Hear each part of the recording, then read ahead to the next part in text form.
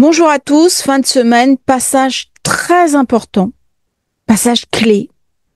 Vénus en conjonction au nœud sud, 17 degrés entre vendredi et samedi. C'est un reset.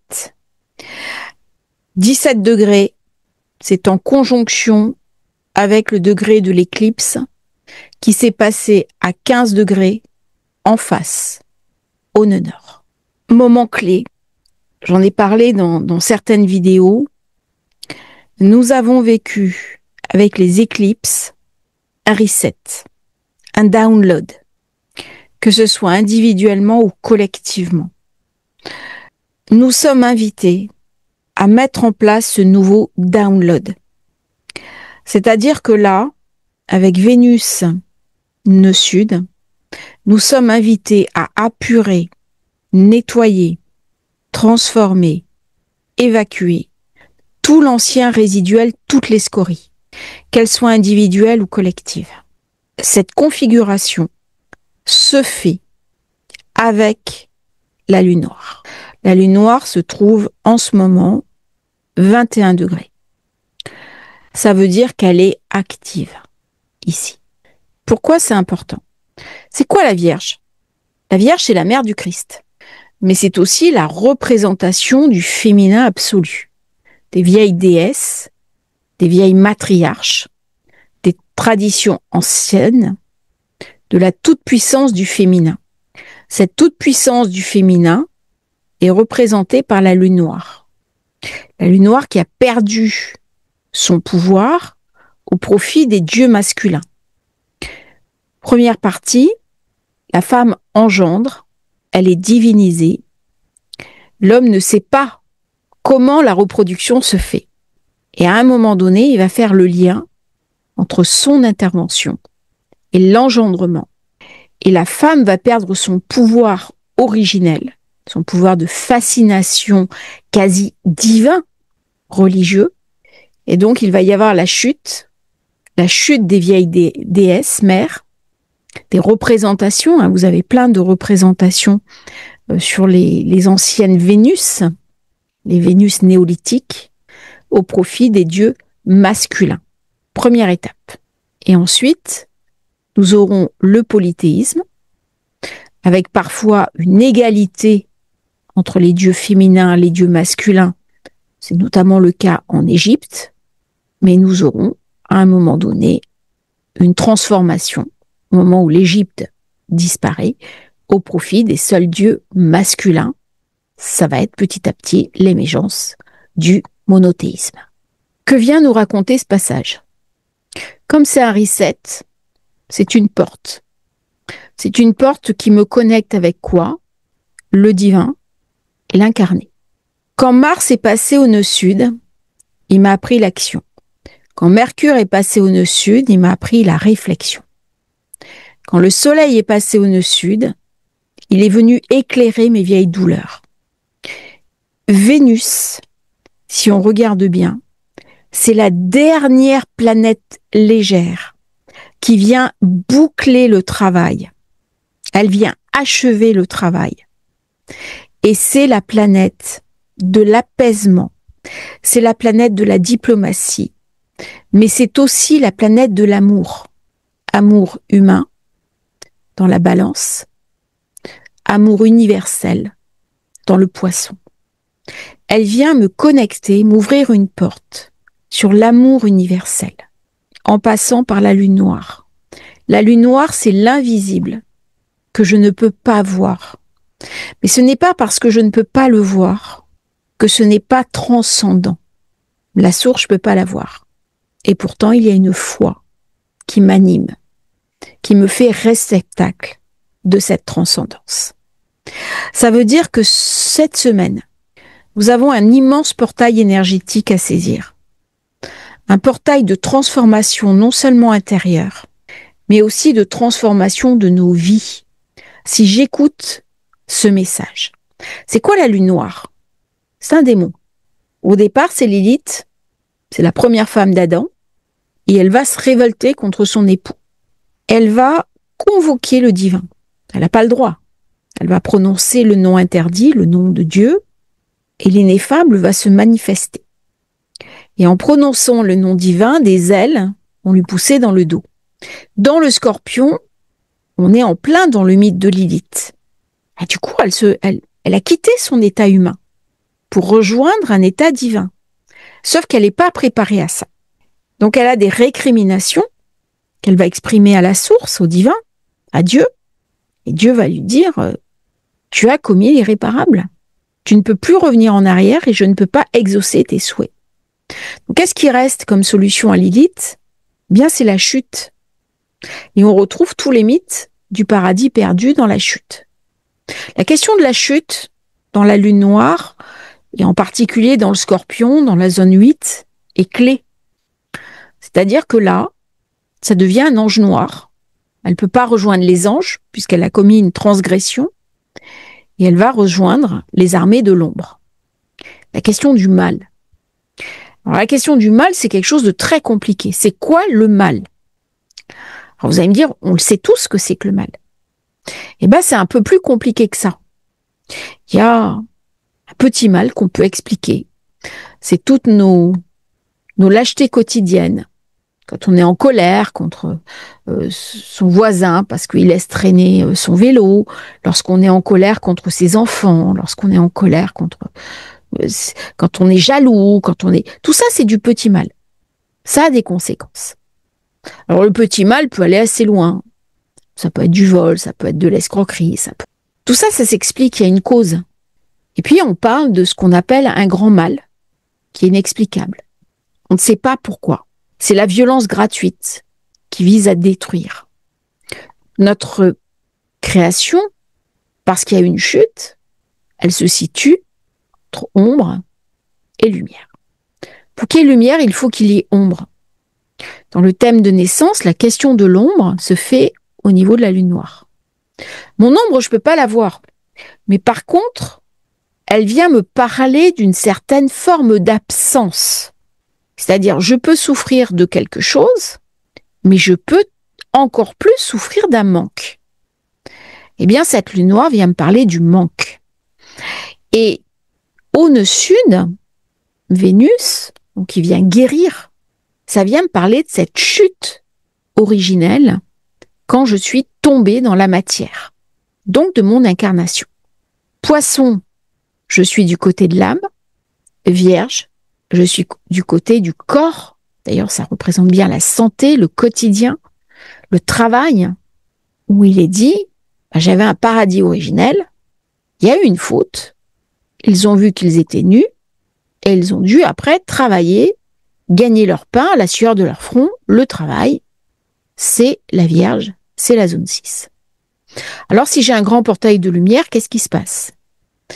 Eh bien, dans cette période, je peux me connecter sur ce qu'il y a de plus précieux, de plus sacré, pour transformer ma vie, transformer ma conscience même des choses. Il y a la question du Pardès. Pardès, c'est le paradis. Le Pardès, on est une semaine quand même particulière. 4 personnes de leur vivant cherchent à y accéder. Il y en a un qui meurt, un qui devient fou, un qui ne croit plus en rien, et le dernier qui cherche et qui arrive à y atteindre, parce qu'il y a une porte. C'est-à-dire que pour parler au divin, je ne peux pas aller directement de la Vierge en face. Je n'ai pas la possibilité de parler au divin. Il faut que je prenne une porte d'initiation. Au-delà de la Vierge, j'ai quoi ? J'ai la Balance, c'est Saturne, la terreur du seuil. Mais j'ai un gardien qui est l'ange du jugement. Eh bien, une des représentations de l'ange du jugement, c'est la lune noire. Quand les deux sont en alliance, je peux reprogrammer ma vie. Est-ce que je suis dans l'incarnation, la matière visible ? Alors, c'est une tradition, une transmission qui est un peu spirituelle. Est-ce que le visible est l'invisible ? Ou est-ce que c'est la représentation d'une simulation quantique ? On ne sait pas ça. On n'a pas l'information. Qu'est-ce qui est le plus important pour la Vierge ? La Vierge, c'est la mère de Jésus. C'est la transformation aussi d'Isis. Chaque fois, chaque tradition va engendrer la suivante par une remodélisation du mythe. Elle pleure. Elle pleure quoi? La crucifixion de son fils. Transfiguration. Je suis donc dans l'idée de rédemption, ici. La lune noire, c'est l'absolu. C'est aussi l'idée de fusion.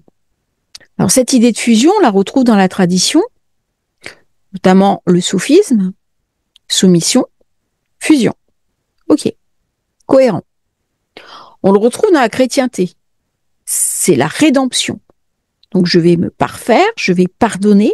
C'est basé sur le pardon, l'idée du pardon, poisson, qui était une vieille idée venue du judaïsme, d'ailleurs.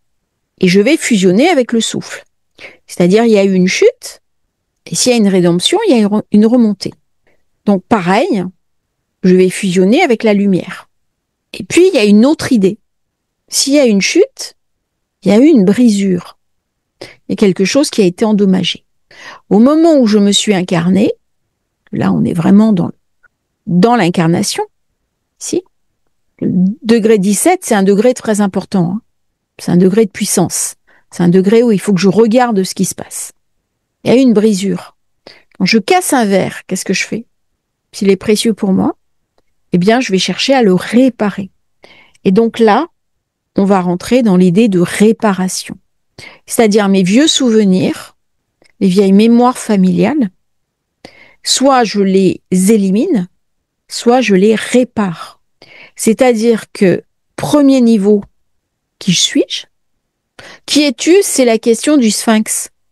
Le sphinx, c'est un mélange entre le lion et la vierge. La vierge qui pleure, c'est la vierge et la balance. Dans la balance, j'aurai la pesée des âmes. Quelle est la valeur de mes actions? Quelle est la valeur de mon passage sur Terre? Parce que dans le Scorpion, je suis dans le royaume de Pluton. Je suis Orphée aux enfers. Premier niveau, qui suis-je? Le sphinx. Qui es-tu? C'est le connais-toi toi-même. C'est le je suis. Je suis, mais j'ai une ombre. J'en fais quoi de l'ombre? Alors au début, l'ombre, elle m'attaque. Elle me dévore. Ce sont mes épreuves, ce sont mes douleurs, ce sont mes difficultés, ce sont toutes mes souffrances. Du coup, je vais travailler sur moi. Et je peux avoir cette idée de fusionner avec le divin en me disant, vivement que la corvée s'arrête. Vivement que le cycle des réincarnations s'arrête. Et je vais chercher la fusion. Ou alors, je ne cherche pas la fusion. C'est-à-dire, je suis face à un divin qui est, et là c'est je suis celui qui est, ça c'est porté par la sagesse de la lune noire, puisque c'est l'initiatrice, puisque l'ombre est l'initiation, c'est-à-dire que dans la douleur, dans la souffrance, je vais me transformer. Ou je me brise, ou je me transforme. Il n'y a que deux voies possibles. Me briser, c'est mourir, réellement ou symboliquement. Si je me transforme, à un moment donné, va se poser la question du sacré, du divin. Et là, je vais m'élever. Et je vais me lever, soit aspiré par la fusion, donc une forme de nantissement de moi-même, comme peut m'y inviter la lune noire, parce qu'elle est absolue. La lune noire c'est vraiment le reflet de l'absolu.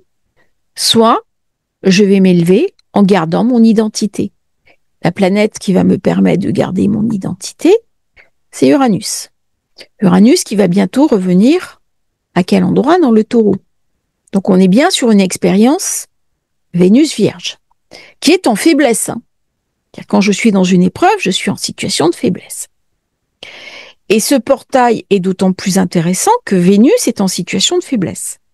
Ça veut dire que je peux dépasser l'incarné sans tomber dans la fusion avec le divin, transformer le visible et changer mon projeté du monde pour en faire quelque chose de différent.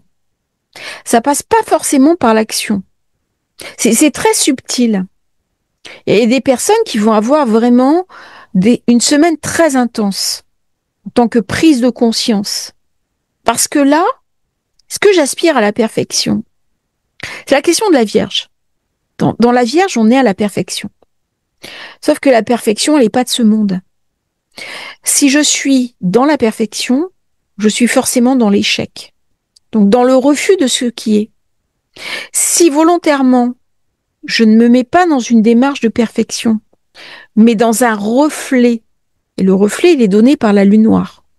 Pour saisir la lune noire, je regarde le reflet. Le reflet de la lune noire, il est où? Il est en taureau. Vous comprenez le lien. C'est ici que ça déboucle. C'est-à-dire que j'ai ici 21, mais là aussi j'ai un 21. Et que ce 21-là va faire un bel aspect au nœud nord. Et va faire un trigone au nœud sud. C'est-à-dire que c'est la projection de la lune noire qui, pour le coup, est visible, qui se retrouve en taureau, alors c'est un peu compliqué à suivre, qui va ouvrir la porte. La porte de quoi? De ce que je n'arrive pas à solutionner. Je suis pas le divin.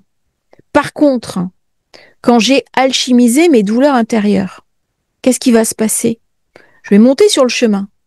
Je suis aspirée à connaître le divin. C'est une soif absolue, c'est la spiritualité. On cherche à connaître le non manifesté. Mais pas pour devenir lui, pour être simplement son reflet. Mais dans la mesure où je deviens son reflet, je vais irradier de la lumière.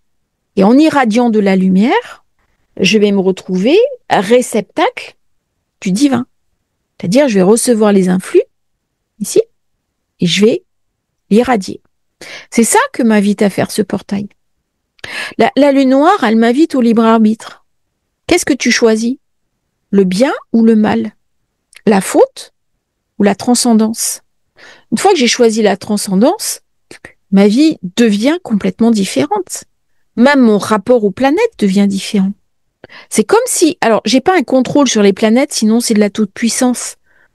Mais j'arrive à gérer les énergies. C'est complètement différent. J'arrive à les transformer. Tout en restant humain. Je vais m'approcher de la porte de lumière. Ça, c'est une porte de lumière, ici. Là, j'ai une porte de lumière ici. Et ici. Là aussi, je vais avoir une porte de lumière. Voilà. En devenant celui qui franchit la porte de la lumière, je deviens canal. Je suis irradié par la présence. Alors, l'erreur, bien sûr, c'est de tomber dans l'orgueil. Mais si je tombe dans l'orgueil, je suis plus dans la présence. C'est-à-dire que pour passer ce chemin, passer la porte, je me confronte forcément à mon ombre. Tout le travail de l'ombre, au sens jungien du terme. Donc j'ai deux chemins, en fait. Il y a le chemin des ronces et le chemin des fleurs. On n'est pas la source, mais on peut être à sa ressemblance. Alors je me souviens d'avoir vu une phrase d'un être qui disait je vois pas Dieu, il est pas à côté de moi, il a jamais été là. Où étais-tu quand je suis tombée? Et la présence répond mais je suis celui qui t'a porté quand tu ne pouvais plus marcher. Alors la lune noire, c'est le silence, c'est le vertige du silence, c'est aussi le vertige de l'absolu. Dans le Scorpion, elle est très puissante. Dans le Scorpion, elle peut devenir très mortifère, surtout au nœud sud. Le nœud sud, on est dans la question du mal. On peut aller très loin dans la question de toutes les souffrances, on peut aller très loin dans les abominations humaines. Il y a des espèces de fantasmes mortifères actuellement, notamment chez les terroristes, où nous aimerons plus la mort que vous n'aimerez jamais la vie. Genre de choses qui sont très violentes, où la vie ne vaut de sens que pour le sacrifice qu'on va pouvoir en faire. Mais il y a un autre chemin, une autre compréhension dans la lune noire Scorpion, c'est qu'au plus bas je suis, je vais trouver la lumière, je vais trouver la rédemption.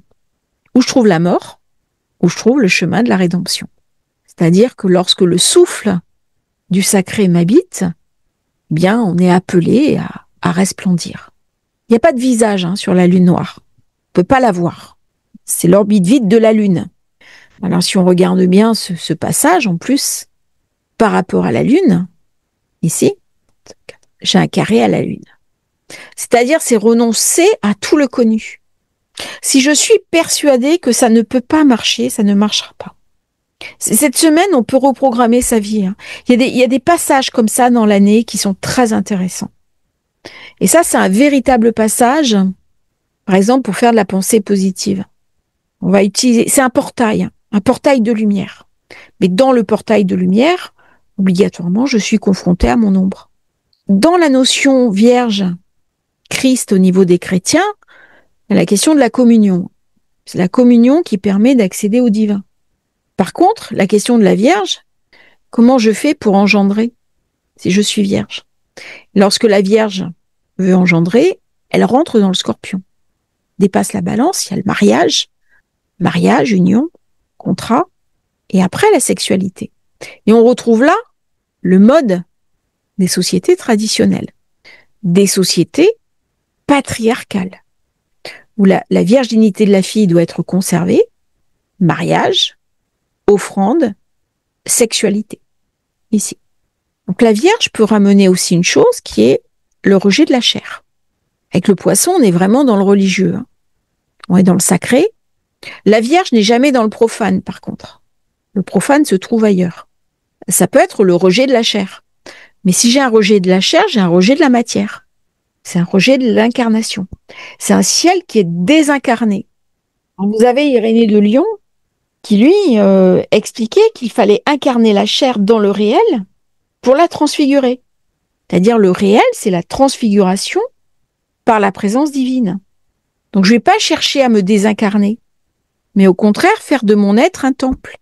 La Vierge, c'est le temple. Et avec la lune noire, puisqu'elle est l'ombre, elle est le reflet inversé de la lumière. C'est-à-dire c'est une chose, un principe, et son contraire. Et le contraire porte l'essence du principe. Donc on inverse. Alors c'est peut-être un petit peu technique comme présentation, je m'en excuse, mais dès qu'on va toucher à la lune noire, c'est toujours des choses techniques. Et alors là, j'ai un portail qui s'ouvre. Comment je vais faire de mon intériorité un temple, un sanctuaire? Et la Vierge invite à la guérison. Donc lorsque je deviens temple, lorsque je deviens sanctuaire, lorsque j'illumine mon cœur par la présence, Vénus habite en Poisson.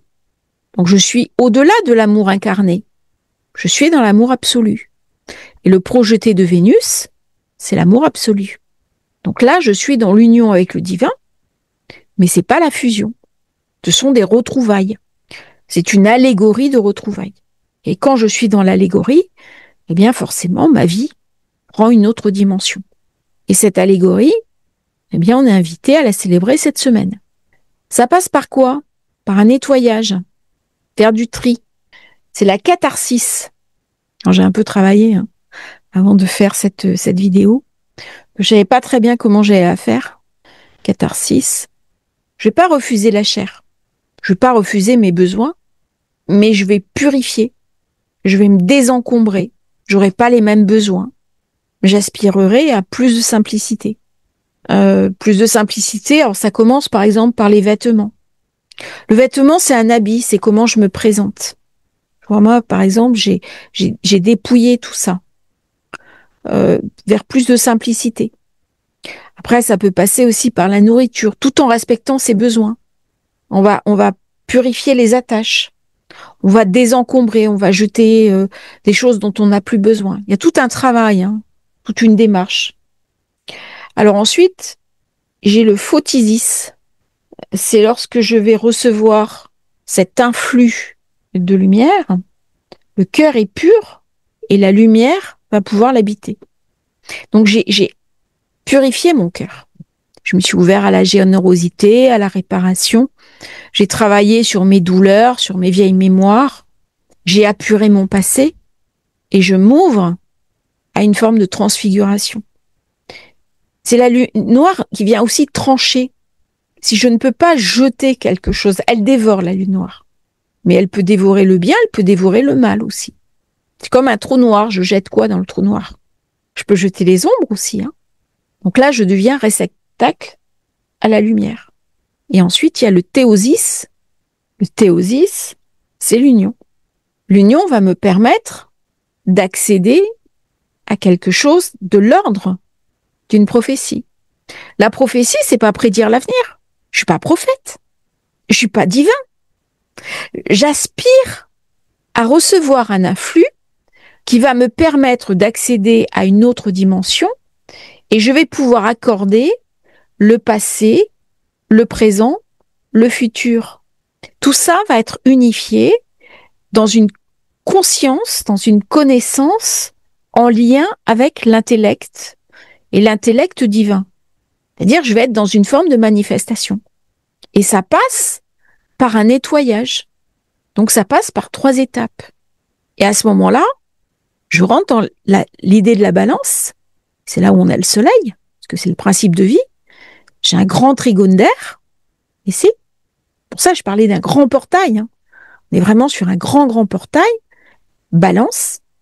On est sur la pesée des âmes. La pesée des âmes, c'est la pesée de Maat. Qu'est-ce que j'ai fait de bien? Quelle est la somme de mes actions? Et puis, qu'est-ce que j'aurais pu faire? Et ça, c'est un choix initiatique. Et à tout moment, je peux les réévaluer. C'est-à-dire qu'à n'importe quel moment, je peux me réinventer. Si je me réinvente, il n'y a plus de faute. On est dans la question du pardon. Mais pas du pardon au sens humain. Il est toujours que le pardon, c'est d'essence divine.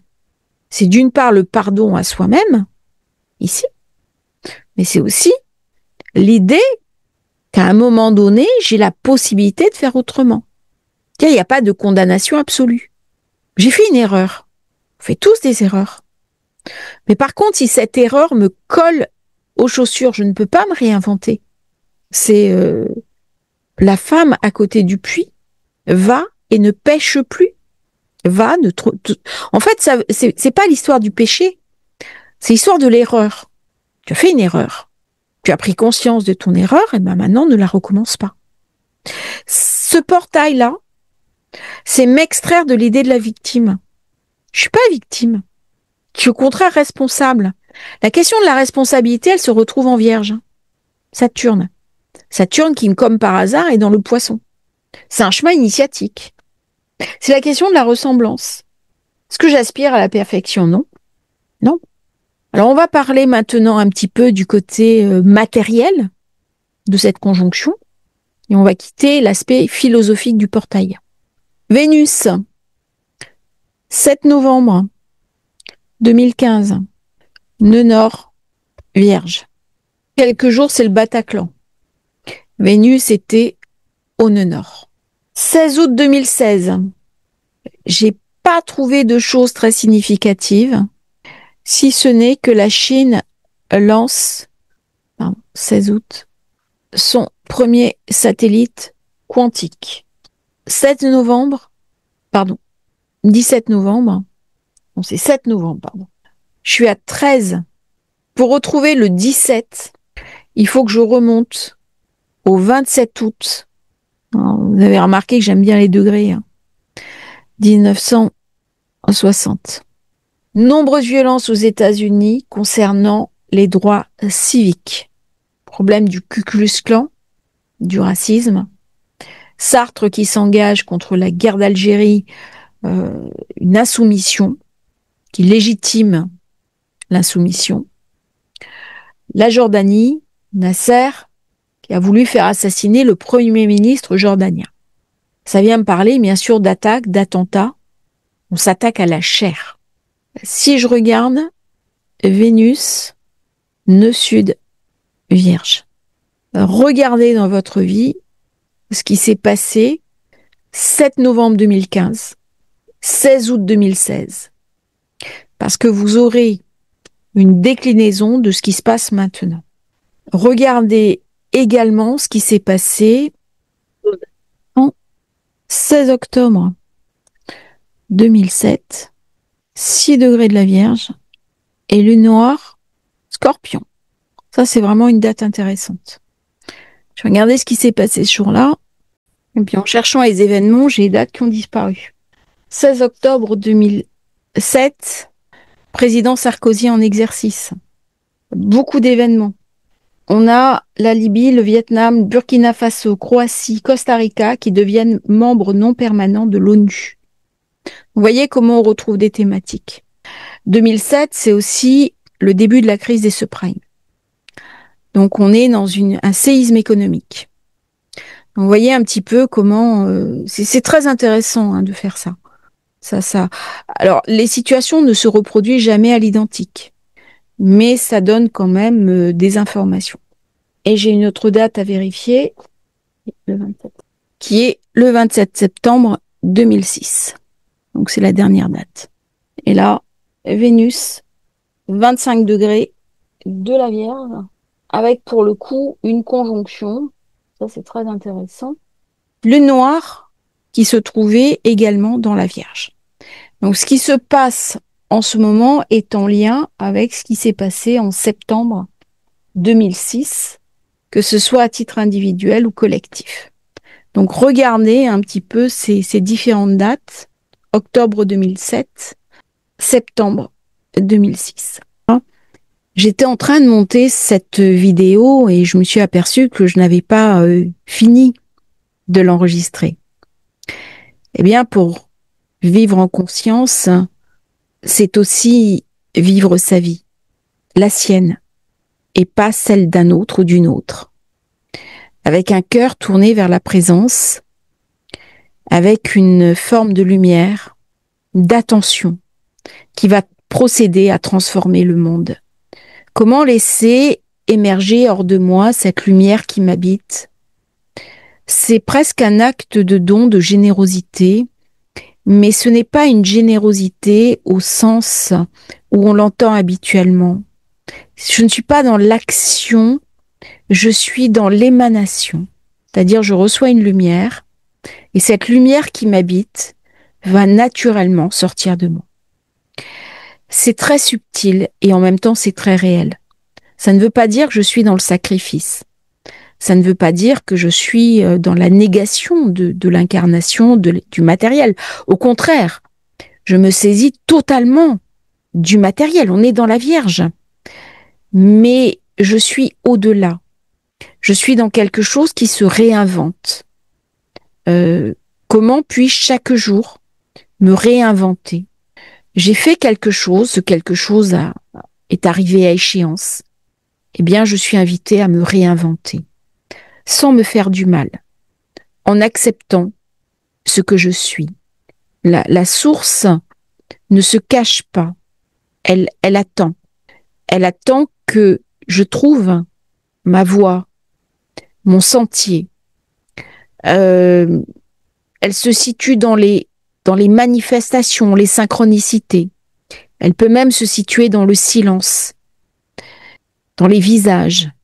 Le monde entier est rempli de cette présence de la source. La lumière en est la demeure, mais pas uniquement la lumière. Toute la manifestation en est cette demeure. Et c'est pas un refuge qui est centré sur moi. Cette union n'est pas une fin en soi, c'est un commencement. C'est-à-dire, comme je suis habitée par cette présence, ça va être une invitation à la manifester pour l'offrir au monde. Et là, beaucoup de choses peuvent s'ouvrir dans ma vie. Je vais m'apercevoir que les blocages se lèvent. Je vais m'apercevoir que les choses sont plus fluides. Je vais m'apercevoir que je fais des rencontres et que naturellement, les choses s'activent dans une autre perspective, dans une autre logique. Pour de nous, le monde va mal. Il est bruyant, il est anxiogène. Nous avons des inquiétudes, nous avons des craintes. Et là, je suis invitée à une sagesse simple, à une sagesse transformatrice. C'est pas un dogme, c'est une manière d'être. C'est une manière de recevoir cette lumière par le biais du portail et à l'émaner. La source n'est pas quelque chose d'inaccessible. Alors, peu importe qu'on l'appelle la source, Dieu, le divin, c'est au cœur de l'instant, c'est au cœur de l'être. Et quand je me sens habitée, eh bien, ça va se multiplier dans les actes de mon quotidien, de ma vie, et tout va devenir lumineux.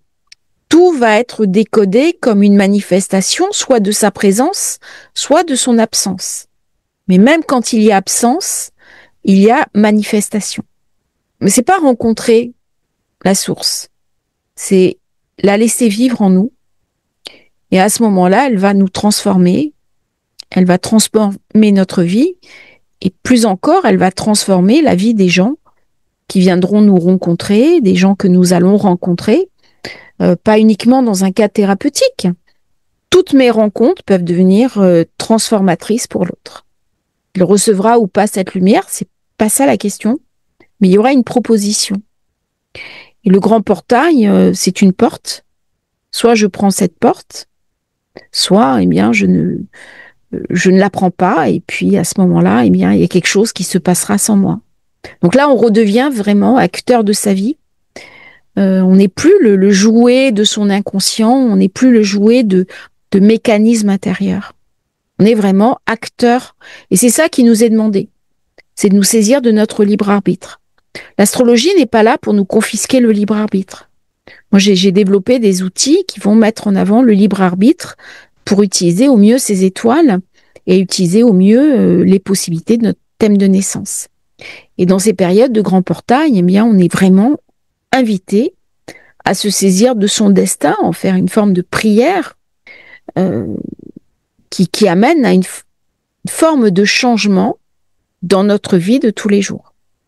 Je vous remercie d'avoir suivi cette transmission sur ce grand portail énergétique. Je finis le montage et j'envoie la vidéo. Je vous remercie pour tous vos commentaires qui me touchent énormément, pour tous ces clins d'œil d'amour que je reçois, de lumière que je reçois. N'oubliez pas de vous abonner à la chaîne, c'est très important. Et si vous voulez rejoindre la newsletter, vous avez le lien dans la description. À bientôt pour un nouveau partage sur Astrologie Facile.